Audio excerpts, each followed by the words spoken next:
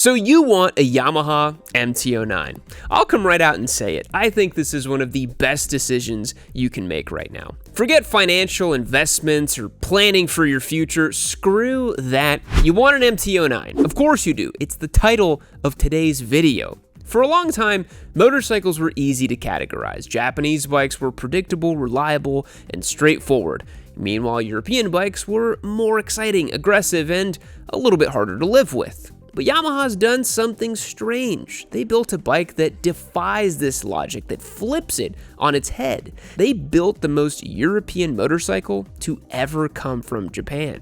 The MT09 is spicy, torquey, and characterful in a way you'd never expect from a Japanese middleweight. For a long time, it necessitated a tolerance for chaos and unpredictability.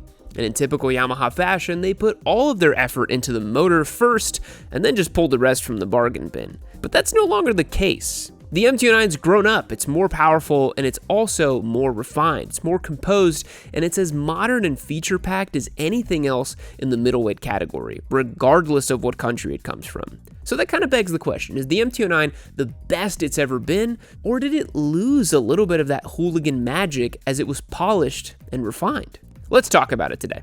Look, if you've watched even a few Yamaha videos before, you know how I feel about this motorcycle. It's great. It's an industry leader. But we got to talk about why it's great. That way you know whether it is actually what you're looking for in your next ride. The middleweight naked bike category is hot right now, and the MT09 is not without competition. Yet at the same time, it kind of feels like it's in a league of its own for a variety of reasons. Let's discuss the star of the show, Yamaha's CP3 inline triple, as it's one of the most important motorcycle engines in the last decade. Yamaha was really on fire in the mid-2010s with the CP2 twin, the CP3 triple, and the CP4 inline 4. And as for street riding, I think the CP3 nails the assignment perfectly. It was first introduced at 847 cc's, but it's been bumped up to 890. It makes 117 horsepower and 69 foot-pounds of torque in its current form.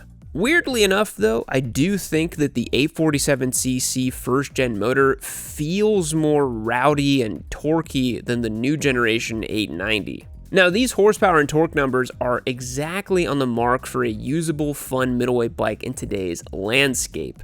And it's kind of crazy because those power numbers used to be for top-shelf superbikes. We've come a long way. But the power figures on the MT09 don't come close to telling the whole story. First, it's a 3-cylinder motorcycle. 3 cylinders are awesome. You get a ton of punchy torque that's missing from a 4-cylinder, but revs that go quite a bit higher than a parallel twin. This engine pulls hard basically everywhere. 4,000 RPM, 10,000 RPM, it doesn't really matter. This bike wants to party. It doesn't need to live on the boil to get you moving. It's incredibly flexible, addictive, and dare I say it, a little European.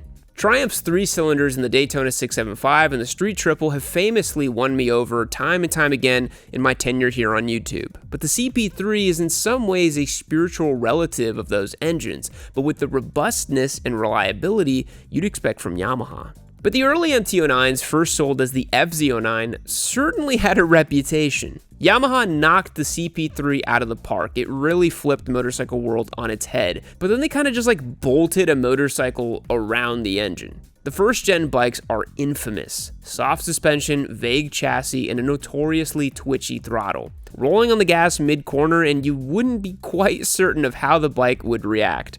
It was a handful and it was undeniably fun. Depending on who you ask, that was either a massive flaw or part of the appeal. Now, initially, the MT09 wasn't trying to be perfect. It was treading in unprecedented waters. At the end of the day, it was meant to be fun in its own unique way. It became known as a bike that encouraged bad decisions. Not in the typical, 186 mile per hour on the highway type of thing, but more in a down-to-earth type of way. Some of the best motorcycles come as a result of Japanese manufacturing replicating European bikes. And Suzuki did that with the SV650, which led to an unparalleled success. And in a less direct way, the MT09 felt more European than it had any right to.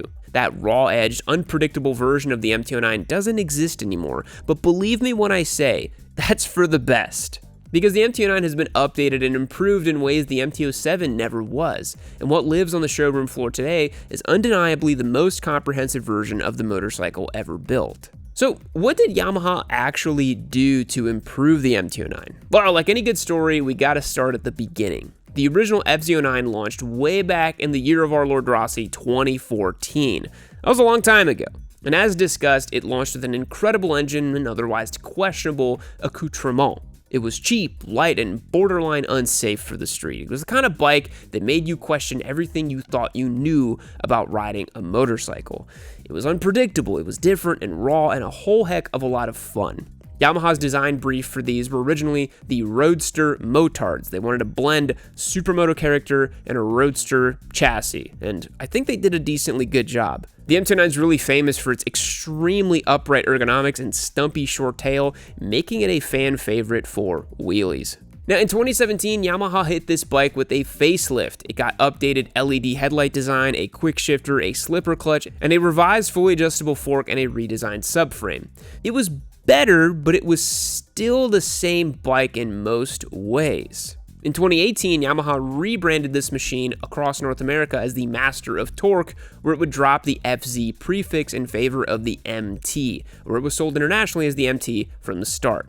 I think they did that so they'd stop making so many different stickers. But in 2021 is when the MT09 was fully reborn. It got the updated 890cc engine and a completely new chassis with a lighter aluminum frame and even an IMU for ride control systems. And as a result, this bike employed lean-sensitive traction control, wheelie control, and slide control. It was basically the entire tech suite from the R1 Superbike. The bike finally felt sorted. The improvements to the suspension and chassis, the electronic safety nets to back it up, meant you could actually ride this machine without fearing that something crazy or unpredictable might happen. But don't worry, it still had plenty of personality. Now, I've kind of talked about how the MT kind of feels like an MV Agusta, a little bit like that raw European character, that three-cylinder charm, and this generation of MT really does that for me. But now we gotta talk about the ultimate version, the MT09 SP. The SP trim is the real deal, thankfully, not some Farkle package with trendy badges and a lightweight battery. The MT09 SP is a serious, worthwhile upgrade. It has updated suspension with fully adjustable Öhlins in the rear and a KYB fork, and it sports Brembo stylemic calipers. For the small price increase, the SP makes a case for itself time and time again. The bike feels more planted, more stable, and more precise. Following the 2024 model year update, the MT09 also has an updated TFT display and some updated styling and cruise control on both the SP and base trims. All right, boys, riding season is fully underway, and this is going to be the year you shake things up. New routes, longer rides, making the most of the time every time you swing a leg over the bike. And I've got just the tip to make that happen. Calimoto app.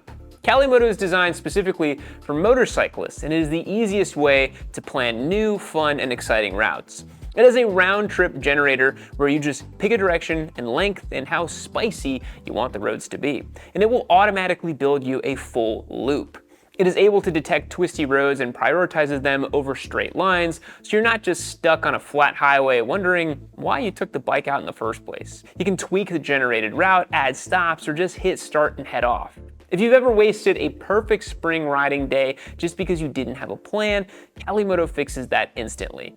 Hit the link in the description, download the app, and use one of the codes on the website to get either a 30-day free trial or 10% off of your first year. Thanks to Calimoto for the support. Now let's get back to the show. So, which one should you actually buy? Well, if you want the real deal, cream of the crop MT09, an MT09 SP from 2021 or later gets you so much motorcycle for the money. For the 2026 model year, the MT09 SP only costs $12,700, and used models in this generation can be found for as cheap as $9,000. Sure, you could save some cash and get an older gen, but I really think there is no comparison to the 2021 post MT09 revolution and those older bikes. It's like riding a completely different machine. I really don't think you'll ever regret spending a little bit more and getting an SP. I think it's what the MT09 should have always been, in my opinion, and I'm glad Yamaha got there eventually. But as I mentioned, there's a lot of great bikes in this segment today, and if you want the MT09, it's probably worth checking out some of the alternatives. So even though the MT09 is the best it's ever been, it's not the only bike doing this. And to no one's surprise, most of the other direct competitors are European. The most obvious contender is the Triumph Street Triple 765 RS. This bike, of course, also uses a 3-cylinder engine, but it's very, very different.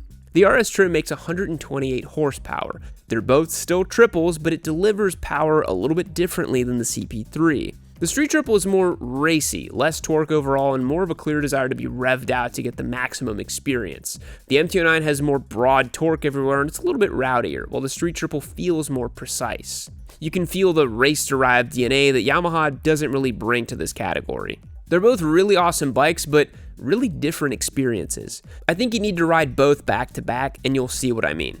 Then we have the KTM Duke 990. If the MT09 is the most Euro-coded Japanese bike, the KTM is just pure European. It's rowdy, problematic, and downright unapologetic. I think KTM's slogan is "No bullshit," which is kind of edgelord and cringe, but what are you gonna do? It's KTM, it's part and parcel. It uses a 947cc parallel twin, good for about 130 horsepower and 76 foot-pounds of torque. So not only does this bike compete in many ways with the MT09, it also surpasses it. Bigger engine, more torque, more power. I mean, this thing's almost pushing 1,000 cc's of displacement. But of course, that comes with a caveat. It's a KTM, so when it's working, it's sharp, it's light on its feet, and it's aggressive. It has fully adjustable WP suspension, Brembo brakes, and an engorged 9-inch iPad of a TFT display. And you could argue it's a little more specialized than the MT09. It's a little more demanding from the saddle, and in regards to ownership, costs a little bit more at $13,400, but that doesn't include options like that sneaky tech package. For the orange-pilled Euro freak, maybe KTM makes more sense, but I'd wager for 90% of riders the Yamaha will be just as fun and way easier to live with. It seems sacrilegious to compare a Ducati to a Yamaha, but alas, here we are. We live in godless times. If you're looking to get pasta pilled, both the Ducati Monster and the Street Fighter V2 compete in some way with the MT09. The Monster that's sold today is barely a monster anymore. It uses the same V2 as the Street Fighter, making 110 ponies and 67 foot-pounds of torque. It's got all the Ducati tech, Brembo brakes, and that playful naked bike energy Ducati pioneered decades ago. But like I said, it's barely a monster anymore. If you want to know what I mean by that, just watch a video I called Made So You Want a Ducati Monster. That kind of explains all the monster lore in detail. If I were to purchase a Ducati that goes toe-to-toe with the MT09, it would probably more than likely be the Street Fighter V2. This bike uses the new V2 engine that makes 120 horsepower and 69 foot-pounds of torque. If the MT09 is the most European Japanese bike, you can definitely argue that Ducati's new products are starting to feel more Japanese than ever. More simple engine architecture, improved reliability, and ease of ownership. Doesn't sound very Ducati to me.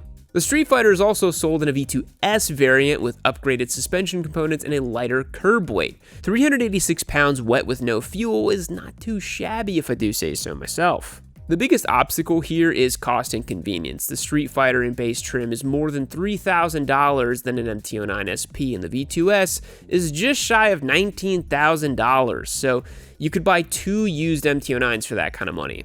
I know, you could have one that you just like wheelie and abuse and kind of crash, and then have another one to actually take you to work. So that's the price of owning a Ducati. Yamaha has seen a return on investment on the CP3 R&D thousands of times over by now, because they also employ this engine in various other models. There's of course the Tracer 9 GT Sport touring bike, the R9 Super Sport, and the XSR 900, which is basically just a base MT09 in a neo-retro frock. If you love the CP3 but for whatever reason you don't love the MT09, rest assured you've got other options. So after all of that, who is the MT09 for? I think the MT09 is for the rider who wants a naked bike that comes with character but no consequences. You like the idea of European bikes, the personality, the excitement, but you don't want the attitude problem. You don't want to contend with the cost of a European bike, the more intensive service intervals, and even though most European bikes are way less needy than they used to be these days, the potential for electrical gremlins or backordered parts are still there. And this is where the MT09 shines. It's bulletproof. I'm pretty sure valve checks are like every 24,000 miles in this machine. I've seen them pop up on Facebook Marketplace with like 60,000 miles, and they look totally fresh and good to go. It has a long production window that results in plentiful parts and extensive industry knowledge. There is a Yamaha dealer in every corner of the world probably, so I don't want to hear in the comments that says, there's no Yamaha dealer next to me. There's no way. Even if you live in BFE, Mississippi, there's a Yamaha dealer there for you. Not that it will ever need to go to one, realistically. Maybe you've outgrown your MT07 or other middleweight naked and you're ready for more power, more premium components, and a bike that you can ride for years and years and years without issue or boredom. I mean, I've seen people own these for 3, 4, 5 years and not really want to change it to anything else. It's more well-rounded than its European competitors. It's more interesting than the other Japanese options. What, you're going to get a Z900? Come on, I didn't even include it in the comparison for that category because I know what you're about. The MT09 SP does it best. Truthfully, I know we're kind of beating a dead horse here and we talk about this bike a lot on the channel, but it is one of the best values in motorcycling in general right now. I have a lot of experience riding bikes. I've tested like 200 plus of them. The MT09 just gets everything really right. It's one of those few bikes that's the easiest to recommend, while also being one chock full of character. Usually character is alienating, but somehow Yamaha figured it out. So yeah, you want an MT09. Of course you do. I think everyone wants one. So just go get one. What are you doing? The video's over. Call the dealership, put your deposit down. Thanks for watching all the way to the end of the video. I will catch you guys on the next one. Be sure to subscribe if you want to check out near daily content about motorcycles, and head over to yamini.co and support the show by becoming a member, getting access to our Discord server and our giveaway motorcycles. Bye-bye.